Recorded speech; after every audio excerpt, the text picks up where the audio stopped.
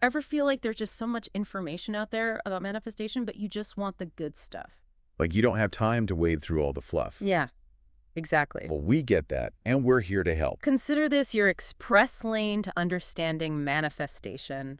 We've been diving deep into Mind Magic, the Neuroscience of Manifestation by Dr. James Doty. Pulling out all those key takeaways. The really interesting nuggets just for you. And I gotta say, what makes Dr. Doty's perspective so fascinating is that he's not just an expert in one field, but he's sort of this multifaceted, I guess you could say a Renaissance man. I like that. He's a neurosurgeon. A neuroscientist. He's explored spiritual practices with the Dalai Lama. And, he's lived it. He's had both successes and, some failures when it comes to putting these principles into practice. That's what really makes this book stand out. So much more than just theory. Real-world experience, sometimes, tough experience. Yeah, and that's what we're going to dig into today. Giving you the core of what he says about what manifestation really is. How it actually works in your brain. According to science. And then we want to give you some concrete ways that you can actually use these ideas in your own life. Yeah, and do it without feeling overwhelmed. No need for information overload here. Straight to the aha moments. Okay, so before we jump in, let's address the elephant in the room. Because I think a lot of people, when they hear the word manifestation, they immediately think of getting rich. Right. That whole prosperity gospel thing. Yeah, but Dr. Doty's work, and what we're going to be discussing today, goes way beyond that. Way beyond that. It's a much more nuanced understanding. Exactly. And we also want to be mindful of the fact that you might be coming from all sorts of backgrounds. Some of you might be really into research. Some of you might be just kind of curious. Wherever you're coming from, we're going to keep things clear. Engaging. Definitely free of all that unnecessary jargon. No science speak overload here. Promise. All right, so let's kick things off with the basics. What does Dr. Doty actually say manifestation is? At its core, he defines manifestation as intentionally planting thoughts and images of the life you desire into your subconscious mind. Okay, but isn't that what we're kind of doing all the time anyway? He actually says yes. He makes that point that we're manifesting all the time. Whether we realize it or not. Exactly, usually without even being aware of it. So then what's the difference between, just wishing for something and conscious manifestation? He's really clear about distinguishing conscious manifestation from just hoping for the best. It's not just passive. Like sitting back and wishing upon a star. Not like a magic trick. It's about actively focusing your attention and your intention. He feels we're giving away our power when we solely rely on that, what did he call it? Magical thinking. Yeah. Just hoping things will work out. He also talks about how our past experiences, our environment, can make it really hard to even imagine something different. That's a huge point. He talks about the influence of trauma and negative environments. Limiting beliefs. Yeah, these experiences can limit what we even believe is possible, which obviously is going to make it harder to manifest a different future. You almost can't even get to the point of visualizing it because you don't think it's possible. And he takes this a step further, talking about how trauma can even have an epigenetic impact. Meaning what exactly? It means it can actually leave biological imprints that affect our beliefs. Like on a cellular level, basically. It's like our mind and body get wired to constantly react to a world that feels dangerous. Always on alert. Which takes away our focus from our power to create change. Got it. Now, what about this whole law of attraction thing? Oh, yes. I feel like that's so often linked with manifestation. How does Dr. Doty's view differ from that? So he definitely acknowledges the law of attraction, which, has its roots in the New Thought movement. And then it became really popular again more recently. But he points out that there are some pretty big misunderstandings about it. Like what? Well, for one, he really pushes back against how it's often tied to this very materialistic idea. Oh, like that prosperity gospel thing we were talking about earlier. Exactly. This idea that if you're wealthy, you're automatically happy. But he learned that's not necessarily true. Right. From his own life, he had incredible financial success in Silicon Valley. Right. And then he lost it all. So he's speaking from experience when he says that equation doesn't always work out. Exactly. And the other thing he's concerned about, with some interpretations of the law of attraction, is this implication that if bad things happen to you, it's somehow your fault. Oh, wow. Yeah. Because of your negative thinking. That could be really damaging. Absolutely. He's very clear about that. It ends up blaming people who are already going through tough times. Which is never helpful. Exactly. And he's also very clear that manifestation is not a guaranteed fix for all suffering. Right. There's just some stuff we can't control. Right. We have to be realistic about that. But, and I think this is where the hope comes in, he offers this really interesting perspective. If change is possible, he believes using these techniques can actually increase the chances of it happening. And he shares this amazing story about a prisoner of war in Vietnam. This guy, he was in this situation where he had absolutely no control over his circumstances. Right. But he somehow developed this kind of long-term, non-specific optimism. Interesting. And it's like that mindset helped him stay resilient. Okay, so manifestation is more about focusing our intention, not just wishful thinking. Exactly. And it works within the real world. Exactly. No bypassing reality here. All right, so now let's get to the brain science behind all of this. How does our brain actually get involved? Okay. Well, first and foremost, it all starts with attention. Dr. Doty says that when we intentionally focus our attention on what we want, our brain essentially treats those goals as more important. It's like we're telling our brain, this is what you should be focused on. Right. It's like we're giving it directions. And then our brain has this whole system for deciding what to do with that information. It was important enough to really remember. And that happens on a subconscious level, right? On a deep subconscious level. And this is where it gets really interesting. This process of value tagging. Okay, break that down for me. So imagine your brain has this system for tagging information based on its significance. And a lot of times, this tagging is actually linked to positive emotions. Ah, that makes sense.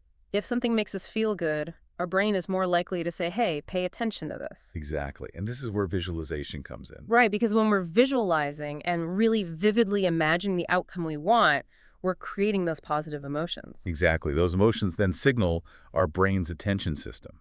So we're basically telling our brain, this is important, pay attention, and then it gets linked to the reward system in our brain. So it becomes something our brain actually seeks out. And then the most mind-blowing part is how our brain actually processes these imagined experiences. I know, right? This is wild. So our brains, get this, don't fully distinguish between something that's actually happening and something we vividly imagine. Dr. Doty actually shares this personal story. For years, he would vividly picture this Cape Cod-style house overlooking the water. It was his dream home. Oh. And then one day, he finally stood on the widow's walk of his actual home, and it felt familiar, Wow. like his brain had already been there. It's like we're creating a mental blueprint. Exactly. Now, Dr. Doty also talks about these large-scale networks in the brain. How do those fit into all of this? Right, so these large-scale networks are basically like groups of brain regions that are all connected, and they work together to kind of handle our thinking processes. Like different departments in a company. A perfect analogy. Oh. They're the fundamental building blocks of how we process information. And how well they communicate with each other is really important. Yes, they're functional connectivity. And he talks about one in particular, the salience network, which is fascinating. What does that one do? Think of it like a filter for your brain. It's deciding what information actually deserves our attention. What's important, what's not. Exactly. So if we're focused on our intentions and they're tagged as valuable, our salience network is more likely to pick up on things related to those intentions. Precisely. And this all ties in with our nervous system. Right, which has two main parts we need to talk about. You got it. The sympathetic and the parasympathetic. Like the gas pedal and the brake pedal. A perfect way to put it. So the sympathetic nervous system kicks in when we sense danger. Fight, flight, or freeze mode. Exactly. And Dr. Doty explains that this can actually keep our minds stuck in these negative stories. It makes it harder to focus on creating the future we want. Because when we're in that stressed state, our brain is in survival mode. Exactly. And it's hard to even think about possibilities when you feel like you're in danger. Exactly. And then on the flip side, you've got the parasympathetic nervous system, the rest and digest system. Or what Dr. Doty calls the green zone. The green zone. I love that. That's when we feel calm, relaxed, connected. That's when we can actually access those higher level thinking skills. Right, like planning and creativity, which are crucial for intentional manifestation. And there's a way to actually measure how these two systems are interacting, right? Heart rate variability. Yes, HRV. It basically measures the variation in the time between your heartbeats.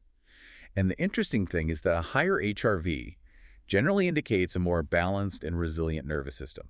Meaning you're better able to switch between those two states. Exactly. When our parasympathetic system is active, like in the green zone, our body is functioning optimally. It releases those beneficial hormones, reduces stress responses. And that's what we're aiming for, right? To get into that green zone so we can manifest more effectively. Okay, now Dr. Doty also talks about this idea of vibrational energy. Ah, And yes. I think that can sound a little out there to some people. Little woo-woo. Right, but how does he ground this in neuroscience? Okay, so he starts by looking at how science understands that everything is interconnected Okay. and in constant motion, Heh. from the smallest particles to the largest structures. And nothing is truly separate. We're all energy, basically. Exactly. And when he talks about vibration, he's grounding it in these real scientific phenomena, like the interconnectedness of everything and the rhythmic activity of our brains and hearts. So it's less about some mystical energy field and more about this fundamental interconnectedness and the movement that's happening on all these different levels. Exactly, a really important distinction. And then he gets even more specific, talking about brainwave frequencies. Like gamma, beta, alpha, theta, delta. Yep, all of those. And how they're linked to different mental states. He highlights that when different parts of the brain are communicating harmoniously, it's more effective for embedding information into the subconscious. So it's about getting all those different parts of the brain working together in sync. Exactly, a state of coherence. Now, what about the heart? Ah, yes, the He heart. talks about that as well, right? He does. He actually points out that the heart produces the most powerful electromagnetic field in the body. Really? Yes, much stronger than the brain's. And this field isn't blocked by tissues, and it changes with our emotions. So we're literally emitting a different vibration depending on how we feel. Exactly. And when our heart rhythm is smooth and regular, that's what we call heart coherence. Okay. And that creates a measurable energy field that can have all sorts of positive effects on us and even those around us. Wow. I never knew that. It's pretty mind-blowing. Now, to really illustrate all these concepts, Dr. Doty shares a very compelling real-world example, Anula's story. Can you tell us about that? Yeah, so Anula's story is really powerful. She had a very challenging upbringing. She was growing up in Sri Lanka during the Civil War, and eventually her family had to flee, and they moved to the U.S. But they faced a lot of hardship there, too. Her mother was diagnosed with cancer. There were a lot of financial struggles, It sounds like she had a lot of stress in her life. a lot of stress. And it made her feel like she had absolutely no control over her own life. So she probably had a lot of activity in that sympathetic nervous system, that fight or flight mode. Absolutely. And that led to a lot of negative thought patterns. Constantly fearing the worst, feeling trapped in this narrative of fear and powerlessness. So she started exploring spirituality as a way to cope. And she came across Dr. Doty's first book. Which really resonated with her, right? It did, because he also talks about his own experiences with feeling inadequate. So they started discussing manifestation. And what did she start doing differently? Well, she started doing this interesting thing where she would write congratulatory letters to herself for achieving her goals. Like what kind of goals? Things like getting a promotion or being accepted into medical school. It was her way of mentally practicing success and triggering those positive emotions we were talking about earlier. And she'd reread those letters, vividly imagining the feeling of accomplishment. It's kind of like that famous story of Jim Carrey writing himself a check for $10 million. Exactly, creating that tangible reminder of his intention. So similar concept. Yeah. But Angela was still really struggling with a lot of fear and self-doubt. And the real turning point for her was when she shifted her focus From what to what? from her own fears and her own needs to this desire to contribute to something larger. So it became less about her, Exactly. And more about the positive impact she could have on others. which is really powerful. It is.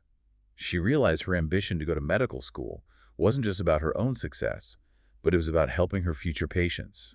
It allowed her to transform her fear into compassion. That's a really beautiful shift. And so she was actively working to shift out of that stress state into the calmer green zone. Exactly. As her mind and body became calmer, her focus increased. She had more energy, and she was actually able to study for and take the MCAT. Wow. And as her practice test scores improved, her fears started to lessen. That MCAT, which had felt like this impossible hurdle, it became just one manageable step on her path. That's a really inspiring and relatable story. So based on all this, what are some specific steps or practices that Dr. Doty suggests we can all use to start applying these principles in our own lives? Well, he emphasizes that the first step, the most important step, is to reclaim your inner power. And he says that feeling of powerlessness that so many of us experience is often an illusion. It's rooted in old habits Fast conditioning. Yeah, and he talks about how there's always this gap between what happens to us and how we react. Right, that space between stimulus and response. And he says if we can become aware of that gap, that's where we gain the ability to choose our response. That's where the power lies. And to actually practice this, he has a simple exercise he calls building inner power. Okay, I like it. It involves setting a very small goal, something you choose for yourself. Like what? It could be taking a short walk, or maybe resisting the urge to have a certain drink. Something simple, achievable. Exactly. And the key is to set the intention. To do it consciously. Yes, and then to acknowledge yourself for actually following through. He even talks about B.J. Fogg's BMAP formula. Which is? It says that behavior happens when you have the motivation, the ability, and a prompt. So you're basically setting yourself up for success by starting small. Exactly. Start small and build from there. What's the next step? The second step is all about clarity, About what? about what you truly want, aligning with your own internal compass. Rather than being driven by external pressures or expectations. Exactly. And he quotes Seneca, who said, "There is no favorable wind for the sailor who does not know where to go." Love that. It's about going deeper, beyond those surface-level wants, and connecting with your core values. Okay, so how do we do that? Well, he has this practice called, "What does success look like for you?" I like it. It's a guided visualization to help you explore the deeper meaning of success, what it would feel like, and importantly, what kind of positive impact it would have, not just on you, but also on others. It's not just about what you get, but how it affects the world around you. Exactly. And he makes this really interesting distinction between hedonic well-being, which is all about seeking pleasure. And it tends to be short-lived, right? Yeah, it's fleeting. And then there's eudaimonic well-being, which is more about meaning and purpose and contribution. And research actually shows that that type of well-being is more fulfilling. And better for us long-term. Exactly. And, he ties this back to his own life. He spent years chasing material wealth, and he realized it wasn't what truly brought him happiness. What he really craved was that deeper sense of home and connection. So aiming for that deeper sense of meaning, that's key for true manifestation. Okay, what's the third step? A third step is all about addressing those mental obstacles. That inner critic. Yeah, the negative beliefs that we've often been carrying around since childhood. That'd be so hard to shake those. I know, right? Right. But Dr. Doty actually suggests that self-compassion is like the kryptonite to the inner critic. And he emphasizes the incredible power of neuroplasticity, that our brains can actually change. So we're not stuck with those negative thought patterns forever. Not at all. There's always hope. So how do we start quieting that inner critic? What are some things we can actually do? Well, one practice he suggests is called identifying your limiting beliefs. It's a really structured exercise. You basically list out all those negative beliefs, and then you actively reframe them into their positive opposites. So it's about becoming aware of them and then consciously choosing a different thought. Exactly. And then he takes it even deeper, talking about the wounds of the heart and how our natural caregiving system, which is activated through the vagus nerve, is actually a pathway to self-compassion. Interesting. So by tapping into our caregiving system, we can actually learn to be more compassionate towards ourselves. Exactly. And he shares these really inspiring stories about how receiving compassion from others can help us cultivate it within ourselves. Like Shankar Hemedy talks about this amazing experience he had where a teacher showed him incredible kindness, and Sylvia Vasquez Lovato, she was lost in the jungle. And she talks about the unconditional care she received from these indigenous women. Wow, powerful stories. And it really highlights that we are wired for connection, and that by experiencing that kind of love and support from others, we can actually start to cultivate it for ourselves. So it's not just about trying to force ourselves to be more self-compassionate, but it's about tapping into that innate capacity we already have. Exactly. And he has this practice called self-compassion, which is a guided body scan Okay. and a visualization to really help you cultivate those feelings of warmth and safety and acceptance. It's about fostering that inner sense of safety and worthiness to counter those negative voices. I love that. Okay, so we've reclaimed our power, we've gotten clear on our intentions, we've addressed our inner critic. What's next? Step 4 is about embedding your intention in your subconscious mind Okay. and using the power of imagination and repetition. Through visualization. Exactly. Yeah. And he uses this great analogy of the filing clerk and the bloodhound. Okay, I'm intrigued. So the idea is that once you've got this clear intention, it's like your subconscious mind files it away. And then the bloodhound, your subconscious, relentlessly scans your environment for anything related to that intention. So visualization is the key to getting that intention filed correctly in the first place. It's like giving the bloodhound the right scent to follow. Exactly. And he brings up Jim Carrey's story, again, as an illustration of this, and he talks about this concept of cognitive ease. Which is, It's basically our brain's preference for things that feel familiar and require less energy. So he emphasizes consistent repetition in visualization practices. because that creates that sense of familiarity. Exactly. And the practice for this step is called visualizing your intention. Yeah. It's a very detailed step-by-step guide to creating a vivid mental image of the outcome you want and engaging with it, using all your senses. He really emphasizes focusing on the detail, Seeing it, feeling it, hearing it, all of that. all of that, and connecting with the positive emotions that come with achieving that outcome. And the more senses you can involve, the more real it feels to your brain. Exactly. And one more thing he points out, when you're manifesting for a goal that's bigger than yourself, that benefits something larger than just you. It actually amplifies the power. Yes. Wow, that's pretty powerful. Okay, what about that final step, step 5? Step 5 is all about taking action, pursuing your goal with passion. So it's not just about sitting back and visualizing. Not at all. It's an active process. Dr. Doty talks about taking small steps, what he calls baby steps, and really listening to your intuition, aligning with your purpose. So there's this balance between holding the vision, but also being open to how it unfolds, being adaptable. Exactly. And he shares this story about Nainoa Thompson, who's this master Polynesian navigator. Oh, yeah. And Thompson talks about this experience he had navigating through the doldrums where there's no wind. And he had to overcome this fear of sailing blind. Because he couldn't rely on his usual methods. Right, he had to trust something deeper. And he also brings up Jim Carrey again, talking about how Carrey had this realization that what his audience really wanted was to be free from concern. And that was a turning point in his career. It was. He shifted from just wanting to be funny to actually wanting to make a deeper impact. And then he talks about synchronicity, right? Yes, synchronicity. Paying attention to those unexpected connections, like those seemingly random events. Exactly. And he shares this amazing example, Amandine Roche, who ended up on this incredible journey to Afghanistan. And it all happened through this series of unexpected events. That's synchronicity in action. So the practice for this step is scanning for synchronicity. Which basically means paying attention to those patterns, those coincidences. Exactly, those little nudges from the universe.